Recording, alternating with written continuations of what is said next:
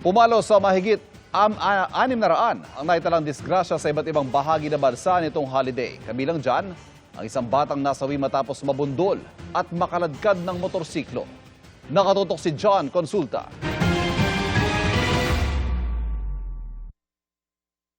Ilang minuto matapos ang pagsalubong sa bagong taon, nakunan ang pagtawid ng 8 taong gulang na batang lalaking ito sa isang kalsada sa Minglanilla, Cebu hanggang sa masagasaan at makaladkad ng motorsiklo. Binawian siya ng buhay sa ospital.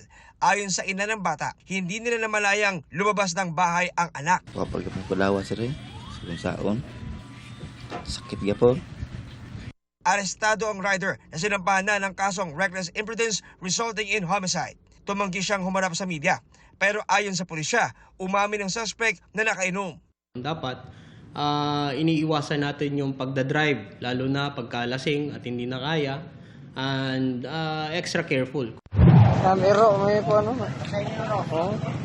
Natagpo ang nakahandusay sa gilid ng kalsada ang asong yan at isang rider sa Tagum City, Davao del Norte. Ayon sa pulisya, nawala ng kontrol ang isang rider nang biglang tumawid ang isang aso. Napunta siya sa kabilang lane at sumalpok sa isa pang rider. Comatose ang isa sa mga rider habang namatay ang aso. Responsible owner ka sa iro, dapat naana siya sa sulod sa inyong balay or sa inyong hanggi. Dili basta-basta kanabuhian na gani maglatagaw sa dalan kay isa pa na siya sa mga nakakos o kaning diskrasya. Sa Abukay, Bataan, isang delivery truck na may kargang 2,000 sako ng bigas ang tumagilid. Natapon at kumalat sa gilid ng kalsada ang ilang sako ng bigas. Ayon sa driver ng truck, biglang tumagilid ang truck nang dumaan sa palusong ng kalsada.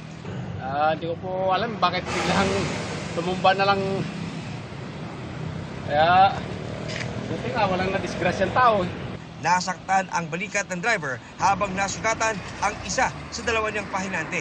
Patuloy ang investigasyon ng pulisya. Isang bus at multipurpose vehicle ang nagkabanggaan sa Matnog, Sorsogon. Base sa investigasyon, kinain umano ng bus ang kabilang linya ng daan kaya bumangga sa MPV. Isang tricycle naman ang umiwas sa banggaan kaya nahulog sa kanal. Walang napaulat na sugatan. Hawak na ng pulisya ang driver ng bus at pinoproseso ang posibleng isasampang kaso.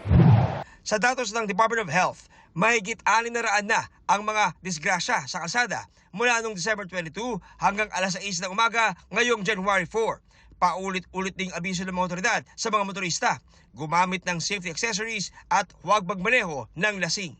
Para sa GMA Integrated News, John Consulta, nakatutok 24 oras.